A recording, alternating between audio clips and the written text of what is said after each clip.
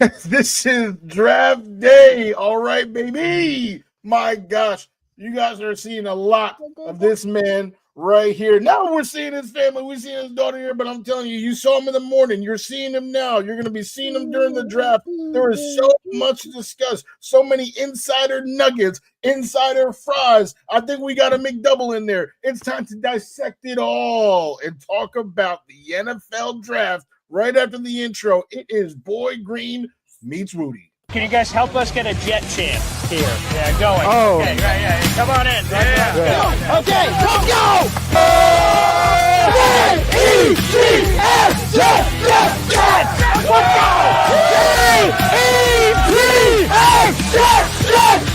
let's go! There you go, Wudi! Third Party Thursday. Chris joining us here on the program with a capital P here on the program. Jake Asman, come on down. How you doing, good sir? Wow, what an intro. I mean, Boy Green is known for having the intro, but Wudi, that was unreal, man. Thanks for the kind words, son. We are men of many names. My favorite Austrian Jets fan right there, Nice. baby. Boy Green Meets Wudi.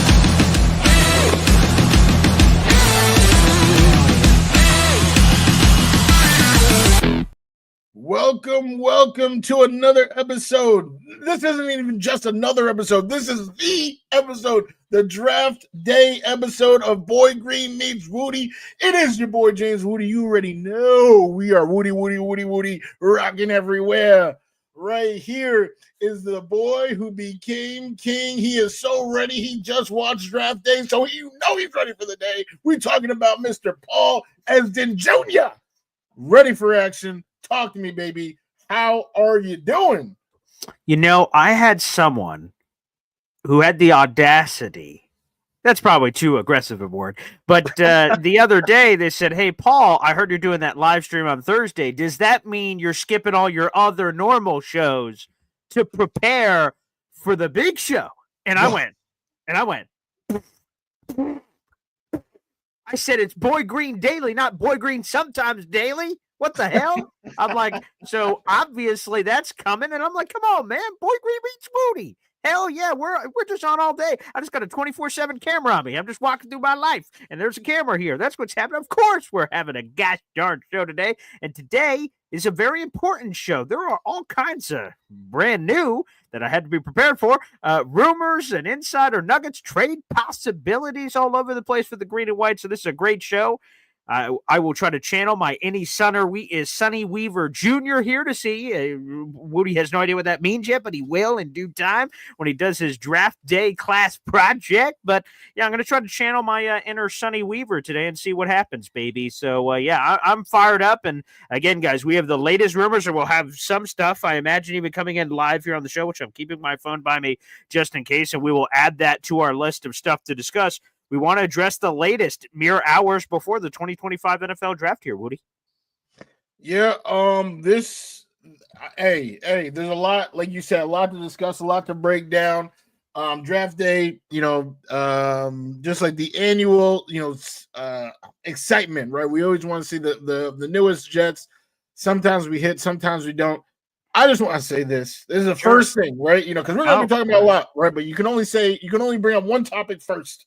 And the first thing that I need to say is that if these Jets trade Breece Hall, I'm going to lose my mind up in here. All right? Y'all going to make me lose my cool. Please. Let's throw it up here on the screen, Wudi, because that is the latest rumor we need to talk about immediately. For those who don't know it, I know a lot of people do because I'm seeing those comments in here. NFL insider extraordinaire, the queen of all NFL insidership, Josina Anderson, who's joined the show multiple times in the past, released this earlier today on Twitter saying, "Notebook, league sources tell me they've heard about the potential availability of Jets running back Breece Hall, quote, within the last week and a half." Interesting. And then we got this from Breece Hall. Let's go to the Twitter sphere, go page number 2, and we see crossed fingers emoji, fingers crossed. Now, for proper context, let me make sure I have my my business right here. Breece Hall's was first. So he had the fingers crossed emoji around 11:56 a.m. Okay, and that went viral. People were like, what the hell does that mean? And then Josina Anderson, a few hours later, is like, hey, here's this Breece Hall news. So we're all interpreting cryptic things here left and right. But Breece Hall could be moved. There's a lot to unpack here, Woody. So we'll kind of start. For folks to try to understand today's show, I've collected a lot of rumors from all over the place on what people are saying about the Jets. The Jets might do this. The Jets might do that. And basically we'll buy or sell and discuss it. So let's do this Breece Hall thing since you wanted to bring it up here first, Woody. Well, I mean, I buy that this regime. I don't even know what this regime is doing. They're doing the exact every single thing that I would have done. They've done the opposite, right? They hyping up Stone Smart. They don't want to, get any sort of insight from a 20-year veteran like Aaron Rodgers. They just don't even care to engage in conversation. They, everything they've done. Besides, I guess, re-sign Jamie and Sherwood, which is what I would have done. Probably not for that amount, but I would have tried to do it. So if they trade Breece, I don't know. I don't think Braylon Allen is Breece Hall. I don't think Isaiah Davis is Breece Hall. Of course, this class is deep with running back, so maybe they feel like they could draft a Breece adjacent. I just, and this is, the fan base talking about, well, let's just get rid of him. It's his last year. And then these same fans get mad when DJ Reed says something like, I'm just excited for free agency. You don't want to just be a slave for the organization and just keep saying you want to keep playing. It's a two-way street. We got to show Breece that support. Like, if you want him to play his heart for us, we got to be out there and support our guy. That's why when we talk about tweets, Breece Hall tweets, Harrison Glazier out there talking about repost this tweet. If you don't want the Jets to trade Breece Hall, boy, I was reposting that. I almost created a new Twitter account just to repost it again. So just real quick, this is a random aside. Do we need to tag Breece Hall in that tweet? You know what I mean? Like, I know Breece Hall is seeing all this, but I was taught a lesson a long time ago from a guest. I'll leave him unnamed, but he's a big name in our NFL media business. And he just taught me a lesson to say, hey, when you're promoting a charity, when it's something cool, some cool statistical nugget you want to tag, you're a random player in the NFL media world, go ahead, to your heart's content. But if it's a criticism, a trade rumor, anything like that, like, leave it alone. And he said that, and it kind of marinated on. I'm like, you know what? You've been in the business forever. I'm sure that makes sense. So, let's stop tagging Breece Hall and that kind of stuff. He's going to see it, and obviously we've seen with Breece Hall, he's a little volatile on the thumbs on Twitter anyway. So, keep that in mind. But yeah, so you're making extra accounts to hit that repost button, aren't you, there, Woody? Well, the entire 2022 draft class, has used social media. Sure. A lot of people have a lot of opinions. It seems like Jermaine is the only one who is beloved for his social media input. But I do not want them to trade him. We're talking about, one of the cheaper positions in the league. And you guys are talking about, before, we have to pay him. We're not breaking the bet. He's not getting 30 mil. Sauce might get 30 mil a year. Garrett, sure. Yeah. We're talking, we were having that discussion last month. Is he worth 30 mil? Or, what are we going to pay him?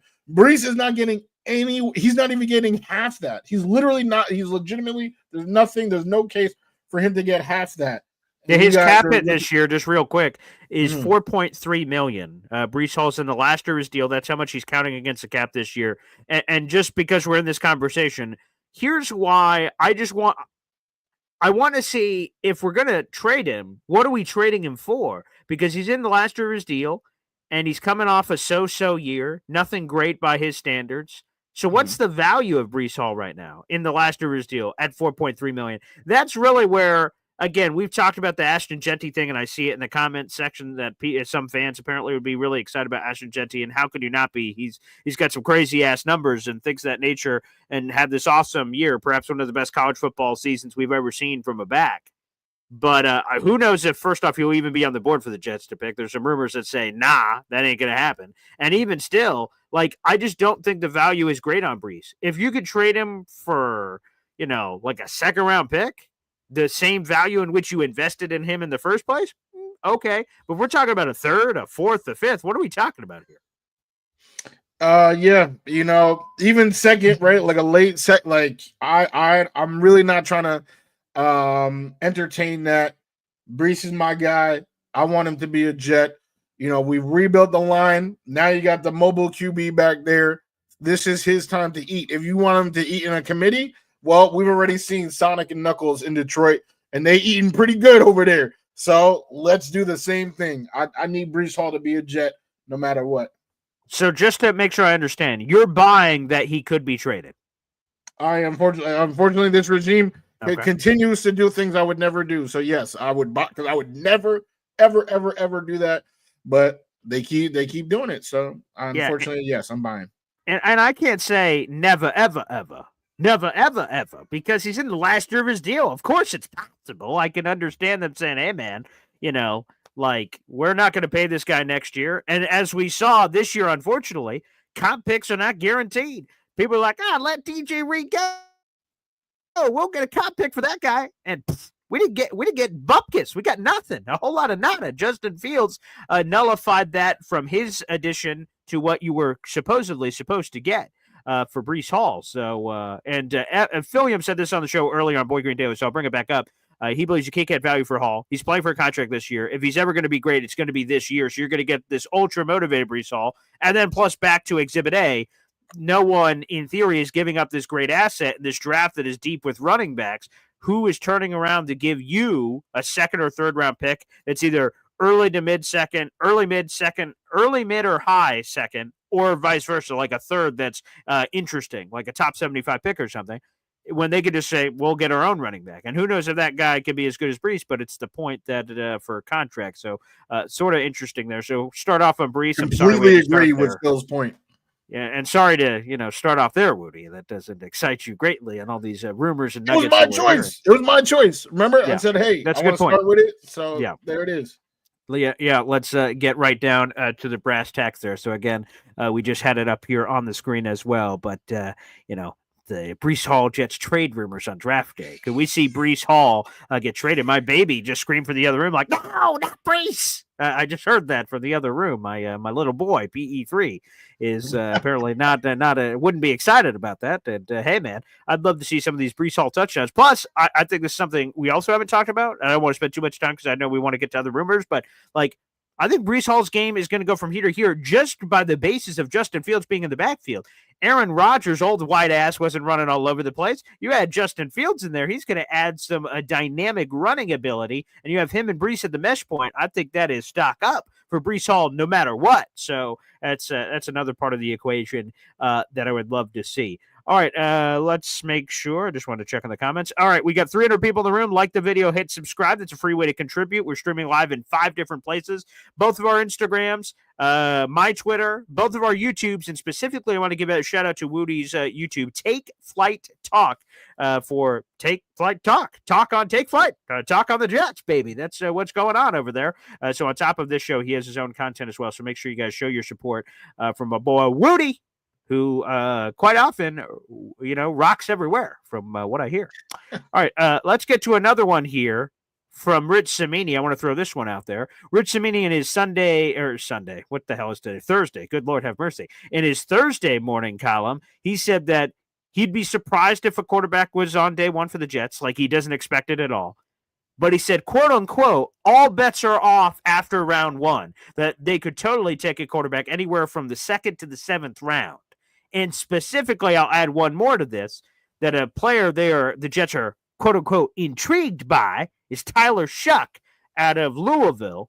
And he doesn't even know, Rich Cimini saying this, if he's going to be even available at 42, but seemingly suggested if he was available at 42, maybe that's a conversation. So that's a lot to unpack there, Woody, but throw it over to you, that all bets are off after the first round that the Jets are taking a quarterback this year. I am going to, based on the same logic that I just used last time, I'm going to sell that. I think they, are going to try to put Fields in the best position to succeed. So I personally would be shocked if they draft a QB in the first 100 picks. Wow. Okay. After that, sure, like maybe they get somebody, but in the first 100, as Boy Green always says, those premium picks, those first 100, Mm-hmm. I would be surprised. Now, would James Woody, GM Woody, do it? I would if there's a guy that I do like, and the second half of that, right? Tyler Shug could be their guy that they like. They met with him, right, a couple times. The one that they've met the most with though is Quinn Ewers. So I don't know where Quinn is on their board versus Tyler and all that type of stuff. But as you guys have heard me say over and over and over and over, is that I like Will Howard. So if in the top 100, we looking at 88, and I'm like, I might be able to trade something and get back in the top 100. That is a move that I think is worth making. When we talk about Fields, it's 2 years, right? It's 2 years, and I'm trying to be careful with my words here because I know we got the Fields flock out here, but I'll say this, that if he is a guy that can carry the franchise, that's cool, but you want a plan B. If he's not, I don't think you want to reshuffle, because that's what we're tired of doing, this playoff drought, right? We need this playoff drought to end as soon as possible. So I would like to develop 2 plans at once. So if Fields doesn't work out, the next guy's already in the building instead of trying to restart this process and go elsewhere. So all of that to say, I'm selling. I think they're not going to waste a premium pick. I think they will, build defense Fields, but they probably should. Ooh, wow. Okay. A lot to react to there. I will just say, first off, I'm normally not an ageist. Isn't that a great way to start a sentence? But Tyler Shuck and Justin Fields are about to be the same age. Shuck turns 26 in September as a rookie. Justin Fields is already 26. So I'm not sure if I'm trying to, farm that kind of crop into the quarterback group. I mean, so I sell as well. I don't see it. If a quarterback is going to happen, Jalen Milroe, my boy, if he's there at 42, I don't know if he is. If he's there at 42 and the Jets take him and say, hey, we got this plan to cryogenically freeze him as the QB3 behind Justin Fields and Tyrod Taylor, you can sell me on that. I mean, he is an elite runner, and someone, Tom Pelissero, heard from scouts and teams and things of that nature that Jalen Milroe is the best running quarterback to ever come out of college. That beats Lamar Jackson. That beats Michael Vick, he was saying on the show. And I'm like, holy bleep. So if you have that as a basis to say, hey, he's at least this. Now let's see if we could take him here. That's the belief, I guess, on Tanner Angstrand and the Jets to allow Justin Fields to play quarterback. See if you could do that for Milroe. So that one to me is sort of tantalizing if GM Boy Green. But I think, quite frankly, we should be building up the rest of the team, giving Fields a shot, and we have so many needs: right tackle, tight end, defensive tackle, safety, this, that, or the other, a million more on top of that. Yeah, so I sell it. But interesting little note, though, when Rich Cimini says something like that, I definitely want it on the show to talk about it. So I wanted to make sure we got that in there at the quarterback position. And, oh, my goodness, let's get another one in here, Wudi. Jaylen Walker buzz to the Jets. Edge rusher, off-ball linebacker. The latest came from Matt Miller, ESPN NFL draft analyst. He dropped a mock draft last night, and he said, quote, here's a curveball. In multiple talks with sources, the Jets were mentioned as a team that wants an impact defender, but most importantly, desires a culture-building leader. That's Walker, Jaylen Walker out of Georgia, whom coaches and scouts agree is one of the most loved players in this class. The Jets could also be in play for tight end Tyler Warren or quarterback Jahdae Barron, based on what scouts are saying. Matt Miller. So there's a lot to unpack there. Let's start off with this, that according to Matt Miller, in multiple talks with sources, the Jets were mentioned as a team that wants an impact defender with the 7th overall pick. Buy or sell that? I want to buy it. Like, yes, they would want that. Okay. But I don't think they want to. I don't even know because it looks like they've already pigeonholed themselves once or twice. I would hope they don't pigeonhole themselves and just look at impact defender, and just ignore. Right, force the pick. I see what you're saying. Yeah, exactly. But I do think that. I think I know he's a coach. He's a coach. He's a coach. But I do think defense is important, and I think our defense was exposed for not being like that good as a general roster. I feel like they were a solid team, and Salah had them working. But once Salah was gone, like they like their talent was put back in the basketball, with the Monstars. So, yeah. So they look like those little aliens out there. So I think they do want an impact player to infuse some talent back in there. Yeah, I'll go to Philium here. I could buy it. And if it is Mason Graham, Price is Right, come on down. Yeah, come on down to the New York Jets. Now, just forcing it by sake of forcing, Jaylen Walker, Michael Williams, whoever the guy is. Whoa. I'm not about all that. Let's stack our board however it is, both horizontally and vertically here, and then we start making some big boy decisions on value on where people are. I'm not opposed to taking, again, I've already mentioned it, Warren Warrior. Hi, hello, my name is Paul Weston. Hey, Paul. Warren Warrior. Yeah, that's where my calling card is, okay? But I'm open to other possibilities, and we all have to be, because there's a lot of optionality here at 7th overall. Mason Graham is in the group where I'm like, okay, look at that value at 7th overall.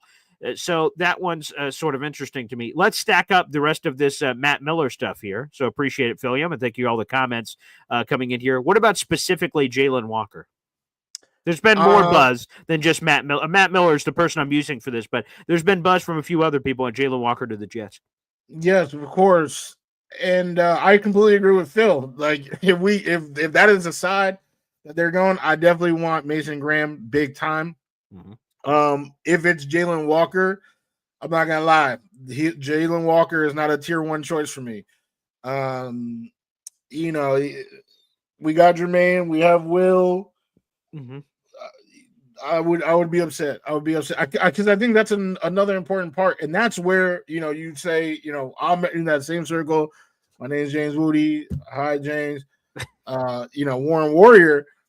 It's because of Stone Smart and Jeremy. Like if they still had Conklin, I would be more looking at the right tackles, but they don't. They have not. Like to me, they don't have anything proven. So with the number 7 pick an edge where that's some of our favorite players. You look at some of our favorite players are Jermaine Johnson, Will McDonald, and now you're gonna try to bury one of them in the depth chart.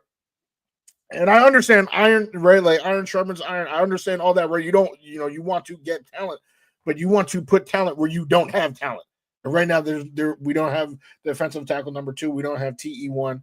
So to get Jaylen Walker, I will not lie. That's a tier 3 move. And anyone in tier 3, that's hands. That's hands. I know Luka had a specific consequence for trading Breece Hall. Yeah. That consequence, I might have to do it if they draft Jaylen Walker.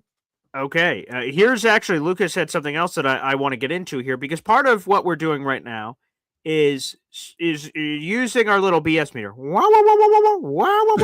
Is there BS here, or is it a smoke screen, or what is it? Another take on this Jaylen Walker buzz came from Connor Rogers, NBC Sports, Badlands. He's everywhere. And in his what he's hearing around the league and all that, and on Twitter, he went like he was Brian Windhorst with the waving fingers. He's like, why suddenly Jets Jaylen Walker when Jaylen Walker has been pegged to Carolina forever? Smoke screen trade, he says. Basically, like the Panthers here, and I'll throw up your comment, Luca. Thank you as a member of the Boy Green Coffee Club. Walker's a smoke screen for Carolina. In theory, this is how it all goes. Exactly, basically what happened last year in a different way. It's not like the Jets are going to take J.J. McCarthy at 10 they insinuated that others would be calling up. So the Vikings went, geez, okay, we'll switch with you. And you pick up a couple extra mid-round picks. In this case, the leaking that you could potentially take the player. And Panthers freak out like, geez, they might take our guy. Hey, Jets, we'll give you this. Let's just switch so we can get Jaylen Walker, and then you bump back a pick. And then in theory, that all works out. So buy or sell that possibility. Maybe there's some 4D chess happening here, Wudi, and they're leaking. This brand new regime that hasn't had a lot of leaks is like whispering, maybe we'll take Jaylen Walker. And then little birdie, like, fly to Carolina. Like, you whisper, you put that little thing on the pigeon carrier, say, fly to Carolina. And the bird flies. Is that possible?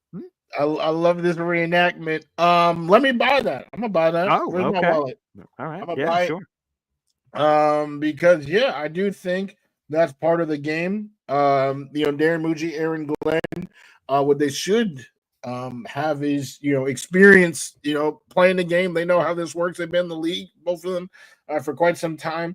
Yeah. I would say this is a veteran move. Like you said, this is chess, and I would buy that because, I mean, why else, in my opinion? The most unrealistic thing I would love to do is let's say this is true, right? Sure. Is it true that they could be doing this for Carolina? Absolutely. I'll buy that. So here's this. So the Jets go, we'll take Jaylen Walker. Carolina's like, oh no, we want him. All right, we'll trade with you, you bastards. 7-8 flip. Jets are at 8. Then all of a sudden, New Orleans like, oh no, we want a quarterback. And the Jets are like, all right, you bastards, we'll switch with you again. So drop from 7 to 8, pick up picks, switch from 8 to 9, pick up picks, and then you grab the player you wanted anyway. Because if the Jets don't go Jaylen Walker, who gives a flying who what Carolina wants? The Saints would be moving up for a quarterback in theory. Okay, who cares what they want? And then you have a pile of extra picks. You started out with 8. I imagine you have at least 10, 11. And now all of a sudden, now we're cooking, baby. Now we're cooking. See, Luke is like, ooh, Paul, you're cooking now. Damn straight I am. Okay, I'm the wizard over here. I'm the master. And how about some of that action? Now, it seems sort of unrealistic to trade back that many times in the first round, but hey, we've seen it before. Cleveland did it a couple years ago where they kept jumping back over and over again and just accumulating picks. So it can happen occasionally. So hey, now there you go. Yeah, I mean, if it does, kudos to them. I know Joe Douglas would be on it, and I can't believe I've been thinking about Joe Douglas as much as I have. But that was one thing he was really good at was the trades. Actually making the right picks. Not as good. Besides that 1 year, but just being able to maneuver around it and acquire picks. That's probably I would say the number. It's a top 3 thing that I'm looking for in this draft is how does Darren Muji maneuver around this draft board. All right, let's throw another one out there. And Tony G jumping in saying, I thought this was a draft day movie viewing party. Maybe in the future. I don't have the rights to draft day, so that'd have to be a private session on Discord, perhaps. Perhaps that's what we'll do for one of Woody's first times. We'll work on that in the future. That'll be on my OnlyFans. You guys can check that out at onlyfans.com/boygreen25. Feel free to get in the mix on that. Alrighty, let's go to Kelvin Banks Jr. That's been getting some love. FL Phil 98 said ESPN mock about an hour ago had them taking Banks. That makes no sense. And I didn't see that one that's apparently dropping every hour. Why not as they drop a cajillion mock drafts? But Rich Cimini and his ESPN NFL Nation mock draft, the television Sports Center special, had Kelvin Banks Jr. Daniel Jeremiah and Dane Brugler both had Kelvin Banks Jr. all the way to 6th overall. In both of their final mocks, which is sort of crazy. But the nugget I want to throw to you, Woody, is this. Rich Cimini on his Flight Deck podcast that came out late last night said Kelvin Banks Jr. is totally in play for the Jets at pick 7. The Texas Longhorn left tackle. Buy or sell that he is totally in play for the Jets with the 7th overall pick. I'll buy it. Yeah, I'm buying it.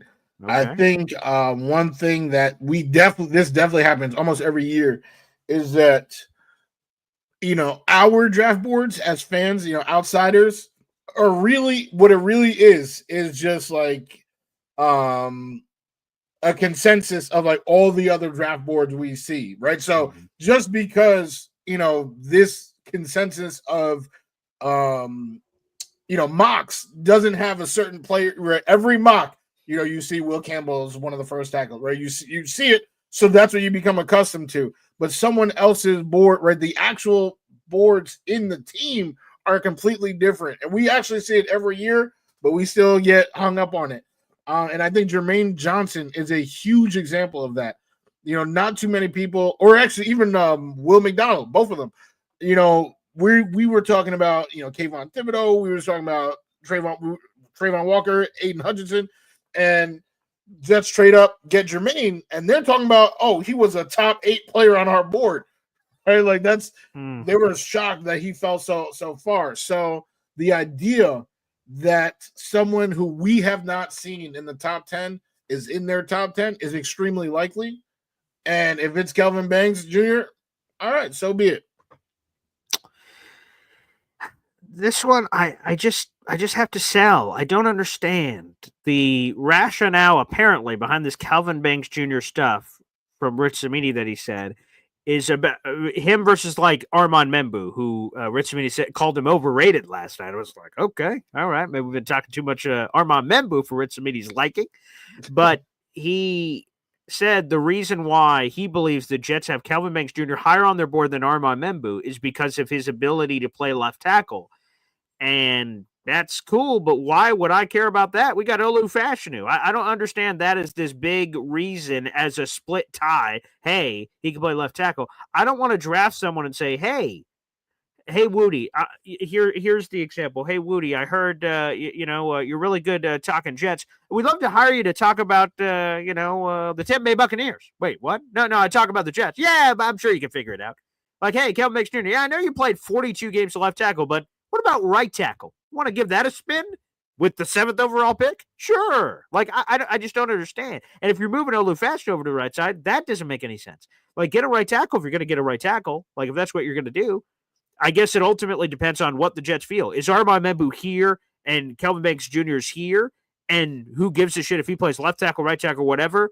It's such a big gap that we will take the better guy. Joe Alt was a left tackle that got drafted by the Chargers 5th overall. That's just the part that confuses me. Rich Cimini says the reason why the Jets would be higher on Banks, one of the reasons, is that he could play left tackle. To me, I don't give a flying hoot that he can play left tackle. I don't know why that would make any difference.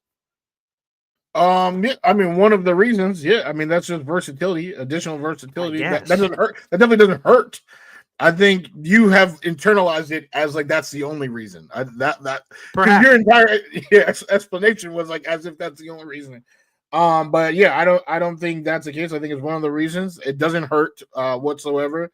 I have seen a couple people, try to say that Membu was a little bit overrated. Just on tape, like different things with his technique. I have seen that. So again, if they do have Kelvin, like if that's who they go with, I'm perfectly fine with that. To me, that's like the same. Like if I hear Membu's name called for the Jets or Banks' name called for the Jets, I am taking that as okay. This staff, they want this right. They want to tackle. They feel like Banks is a better option. I guess so. But like I said, I just don't the not only the ability to play left tackle, but the fact that he has only played left tackle. So like if he played right tackle was in high school, if at all, and I don't have his high school stuff in front of me, although I could check out Jay Brugler's The Beast.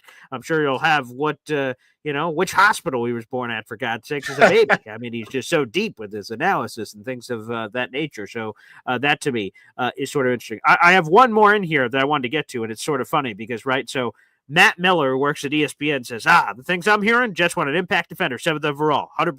They're like, oh, okay. Connor Rogers comes out with his piece of what he's hearing. He says, I fully expect the Jets to go offense round 1. So we're getting this.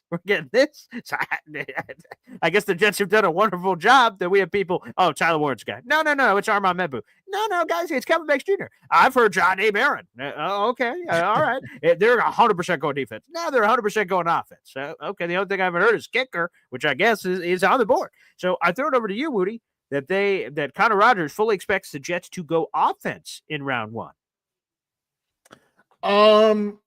I hate the offense versus defense debate. Sure. Right. Right. We heard it when it was the coaching cycle. Do we want an offensive coach? Do we want a defensive coach?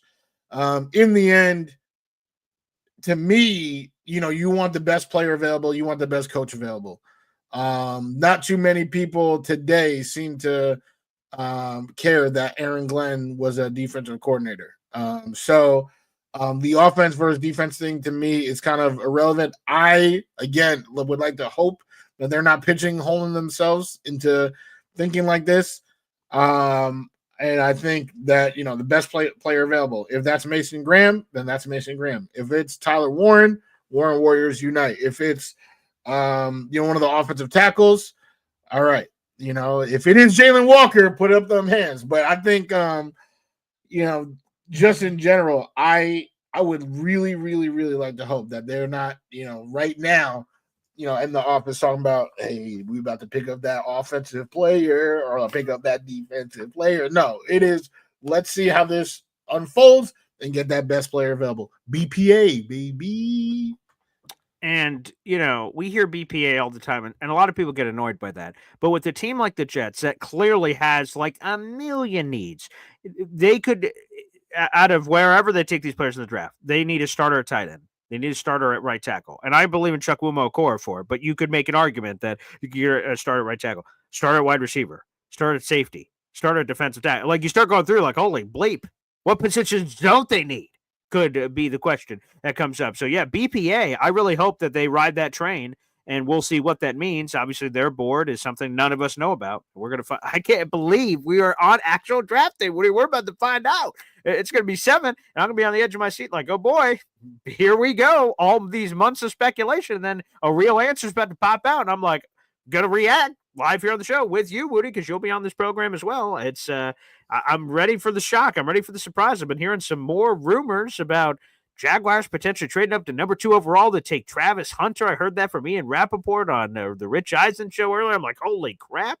And then the ripple effects of craziness. So, man, there's a lot of hoopla going on right now. Wudi, before we wrap up the show, is there any other rumor or nugget that you heard that you wanted to address here on the program?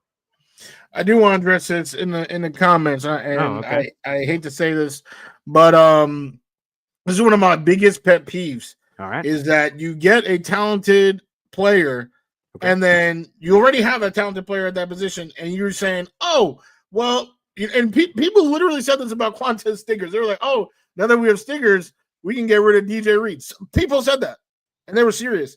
Now I'm seeing in the comments, oh, well, now that you have Mason Graham, you can get rid of Quentin Williams. And that is one of the dumbest things I've ever seen in my life. Wow. I have to say it. Because the reason why you're picking up Mason Graham is because there's a hole next to Quentin. There's a hole next to Quentin. So you're going to fill that hole and then create a hole next to Mason Graham. That literally doesn't make sense. What we're trying to do is build in the trenches and have 2 dogs. 2 dogs on that defensive line. And instead, you're trying to just have this one dog in this hole and just move the hole. So I just had to get that off my chest. It's not always about replacing. Like, let's build a strong unit. Let's have people say, oh, the Jets have a great defensive line. That's not going to happen if you keep drafting players to just get rid of other players. Don't make sense to me. So I just thought it was worth saying. Yeah, and how many years do we have to talk about, there's a hole next to that Quentin Williams fella. There's a hole next to him. Oh, boy, that hole's filled. Oh, we need to create another one. Quentin, get out. What? Huh? Who? Again, now here's a sneaky thing on the Quentin stuff. What do the Jets do with Quincy Williams? Let's say they take Jaylen Walker. Rich Cimini says if they do take Jaylen Walker, Quincy Williams all of a sudden is in jeopardy to be traded on draft weekend. And I'm curious, will Quentin be able to separate personal from business? If his brother gets jettisoned for a 3rd-round pick, I'm making this up. Like, all of a sudden, what's happening there? That's where I'm like, whoa. We could get into some issues. Now, he may just say, hey, man, it was best for business. They explained it to me however they did. My brother got traded, whatever. But maybe he doesn't. He's like, oh, shoot, you traded my brother. I'm all pissed. Who knows? I don't know. The thing is, though, I push back against all the Tony G stuff. I get it. The conversation as he's getting into techs, right? 1 technique, 3 technique, 5 technique, this technique. Quentin Williams is a 3 technique, and Mason Graham is a 3 technique. So some people say, boy, how's that going to work?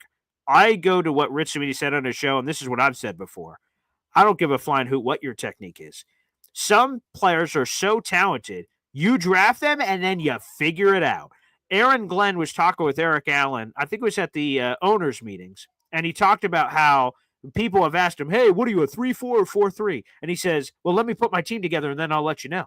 He will adapt the scheme, coach, will adapt the scheme to whoever he has available. That's what good coaches do. Good coaches don't say, hey, I'm teaching Guatemalan. And the player goes, I don't know Guatemalan. Well, then get out or figure it out. Like, mold to the talent you have. And that's what he did in Detroit. When he had this, he said, I guess I'm running a 3-4. And they had this, he's like, I guess I'm running a 4-3. Like, he altered based on the personnel that was available. So we go to this. I think Mason Graham is so good and so highly rated in terms of the rankings and blue chip nature and all that stuff, that if you go, well, that square doesn't fit my triangle, then figure it out, man. Draft it and adjust the scheme to get them all in the field. And I would also say this. I think we did this in our mock draft on Tuesday.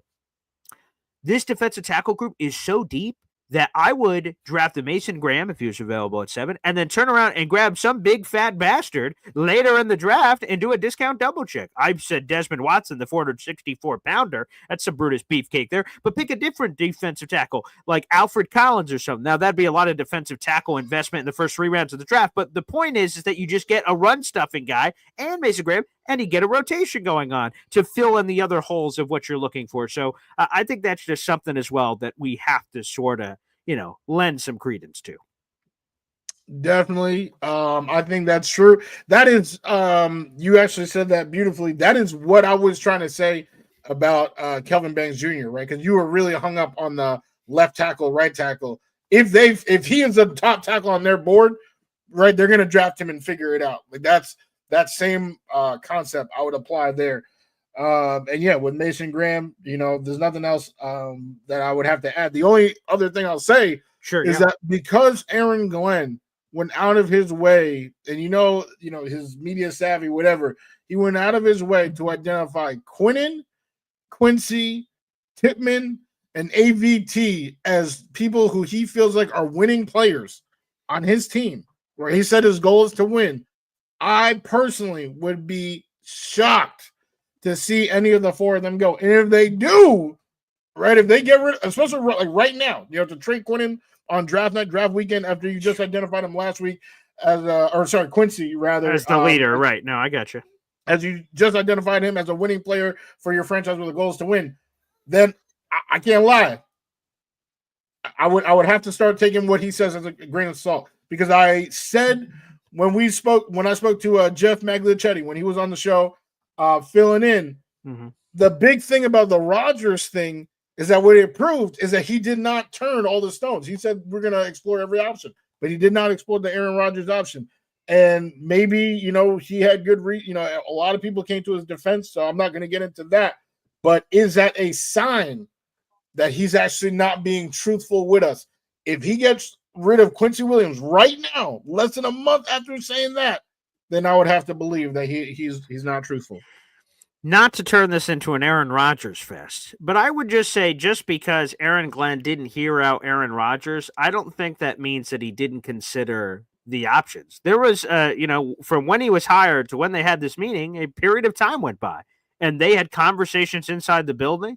They had they weren't part of the exit meetings because that was the prior regime. So they had some conversations with whoever they did privately. So to me, I think Aaron Glenn considered. Now, again, we can nitpick and say, should he have been a little bit more gentle on the delivery of, hey, we're moving in a different direction? Yeah, okay, maybe. Should he have been a little bit more open, just in terms of that same sort of conversation of, even if you were moving on, that you listen and hear what they have to say? Because obviously Aaron thought he had a lot to share about the situation. Maybe, but I sort of like the fact that Aaron Glenn is blunt and direct and no BS, and he's a straight shooter. And he just said, "Hey, man, I'm just going to lay it straight. I'm not going to dance around here for a couple hours and blow smoke up your skirt about how great you are and this or that. I'm just going to lay it straight. We're going in this direction. We don't care anymore." So to me, let's see what this conversation ends up being from that perspective. Let's do this. We got a super chat shout out coming in. EJ's been a member for 5 months. Thanks, EJ. Wow. I prefer to double dip at tight end or wide receiver than defensive tackle. We can all agree, disagree, or go in different directions from that perspective. I don't think I would double dip at wide receiver. If you look at the construct of the wide receiver room, you have Josh Reynolds, You have Al Lazard. You have Garrett Wilson. You have Malachi Corley. You have Xavier Gibson and Tyler, whatever his name is. His name Johnson. is Johnson. Thank you. That's escaping me. So you start putting those in, and then you add. So that's 6, and then you add a 7th receiver. And I'm not saying all those guys are great, but you have 6, and then you add a 7, and whoever you're drafting 7, I would imagine is high if they're taking a wide receiver. It's probably somewhere in the first 4 rounds. It would be my guess. You take one of those guys there. Where the hell is another receiver going? So I'm not sure I double dip at wide receiver. I probably go quality over quantity from that perspective, because it looks like with Josh Reynolds' contract, he's going to be there. Al Lazard's restructure, I don't think he would have done that if he was moving on. So he's probably there, although there's a chance for a trade. Who knows? And then you have Garrett Wilson. I don't see the double dip there. Double dip at tight end, 100% makes sense. Double dip at defensive tackle, like I said earlier, that potentially makes sense. But it goes back to me and Woody's conversation the other day. We are big LT3 people. I love Leonard Taylor III. How do they feel about it? The Jets coach staff? I guess we're all going to figure out. But, hey, that's the beauty about the draft. We don't all have to agree on literally everything that's going on right now, which, again, makes it a very beautiful thing. 400 people in the room. Like the video. Hit subscribe, baby. And JJ Pegues is someone I like. Hey, he was in my mock draft on Tuesday. Julio Rivera. So I am a J.J. Pegues guy out of Ole Miss, defensive tackle. Woody, any final thoughts before we sign off? We'll be back on in about 4 hours and change for the live show. You'll be on with me for a large chunk of that draft. So we'll hop on Pop and a bunch of other wonderful guests and things of that nature. But Woody, any final thoughts here? Hey, let's go Jets. Like Christopher said the last episode, right? This is something where we can all be united as Jets fans. Hope that our team makes the right picks. Of course, we will all have thoughts on who the team picks. Don't want to get rid of Breece. Don't want to get rid of Quincy. Hey, we supposed to be adding to the squad. Talking about all the subtraction. All right, we need to be adding to the squad. So I'm just looking to see who they add. And wow, I mean, perfect timing for Mr. Chill King. Okay, let's just bring this up. What I'm saying. Okay, let's round it out with this. We got a YouTube super chat coming in here. Wow. Mr. Chill 21 King with the $5 super chat. Thank you for supporting the show. Why are we constantly seeing these trade Breece Hall rumors? WTF? I'm against that completely. What are your guys' thoughts? So we can circle back to this because we started the show with this, and I know people are sort of coming in and out of the stream. So let's go back to this, Woody. The rumors, for those who missed it, Josina Anderson tweeted out that she's heard from her sources that there is a potential for this Breece Hall trade, and the conversation's been happening over the last week, and Breece Hall tweeted out a fingers crossed emoji, which we have no idea what that means. It could have anything to do with this trade thing. Could be Iowa State players getting drafted tonight. Who friggin' knows? It's all cryptic in nature. But, yeah, what do you make of the Breece Hall trade rumors that are coming about? I think they're real. I think they are trying to see what they can get back. They like Braylon. They like Isaiah Davis. This is one of the deepest running back classes, of the last few years. I personally am completely against it. Don't even want to entertain it. I think Breece Hall still has a top 5 potential in this league. Now we have a line. You have the mobile QB. You have everything. He has his health. I think this is now where you see a career year out of him. So I think this is a terrible, it would be a terrible mistake. Doesn't cost a lot to keep, to re-sign. So the money that you're saving is not that much. So I definitely, completely against. Couldn't be more against it. But I do believe in the validity of the rumors. I believe in the validity of the rumors. It's a new regime taking over, a guy entering the last year's deal. Totally makes sense. That thought process makes sense that they would be considering it. I'm only considering a Breece Hall trade if the value is good. And my guess would be that the value is not good on Breece Hall. Breece Hall has never had 1,000 yards rushing. He's been injured most of his Jets career with nicks and knacks and other things of that nature. Again, there's a new regime coming in, so that's another factor. He's entering the last year of his deal. So there's a lot here that you could trade at Breece, but to me, again, I would only trade Breece if I get good value. And people say, well, what's good value, Paul? Well, if you give me a second rounder, which is what we invested in him in the first place, you're not getting a first rounder. Someone asks, hey, give him to Dallas for the 12th overall pick. Sure, I'll send that offer over. Oh, it was already declined. Sorry. So you're not getting a first rounder for Breece. And then all of a sudden people say, well, would you take a third? And I'm like, ugh. I'm going sideways. I'm like, third. Third's not great, but probably second for sure. I'm having a conversation about it. Third, I'm like, they have me on the movie draft day where I'm like, can I call you back? Can I call you back in 30 minutes? And I have to just really strongly consider it. And then I talk to my team, my group of people in the room. Do you think we could get a really good running back in the third round? Yeah? Somewhere within the first round? You think you do? Okay, let's do it. And let's make that decision. But again, what team is going to do that? It's the two for Tango. What team is going to give up a top 3 round pick for Breece Hall when they could just draft their own running back? That doesn't seem to make any sense. And I go back to FL Phil 98's point. He made this this morning. Breece Hall is entering the last year of his deal. He says you're not going to get the value like I just said. And also, Breece Hall is going to be more motivated than ever to prove all the doubters wrong. It's his chance to get paid, get the bag.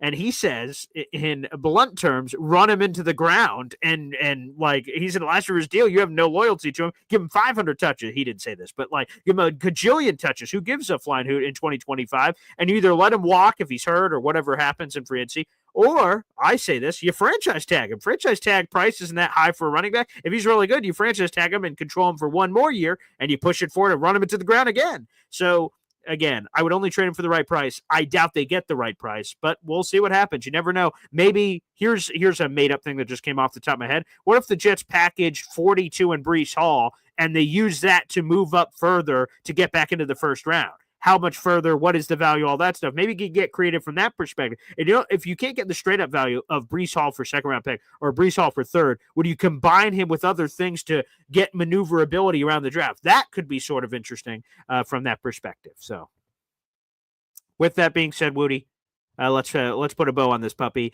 Great show. We'll be back in 4 hours. I will be back in 4 hours. We'll have you back on. We'll announce that later. You'll be on during the live show, probably 8:30-ish range. I don't have my schedule in front of me, but we'll have you on later tonight. It should be a lot of fun, man. You're on mute, pal. Absolutely. You definitely will be seeing me tonight. So excited to break down what happens, and let's go Jets. Like I said, it should be a unifying night for this very beaten down franchise that we still root for. And one more plug, guys. Again, so this show's about to end any second, but we will be back live. I will be with Jericho Kotcher. He's coming on tonight. James Woody's coming on tonight. Hop on Pop's coming on tonight. Drew Beatty, a draft analyst. We're having Matt Lombardo, NFL Insider, on. We're having a massive show. 8 o'clock is when the live stream starts. That's in conjunction with the first round, and we'll be reacting to all the picks, and specifically, there obviously be a heavy Jet slant for this massive show. We'll be doing a live homage giveaway, 2 of them, as a matter of fact, live on the show, with special guests and co-hosts throughout the program. Hopefully, you guys can check it out and support the show. We'd really appreciate it. So, thanks, everybody, for tuning in, and Woody, we'll see you in a couple hours, pal. Deuces. Peace out, everybody.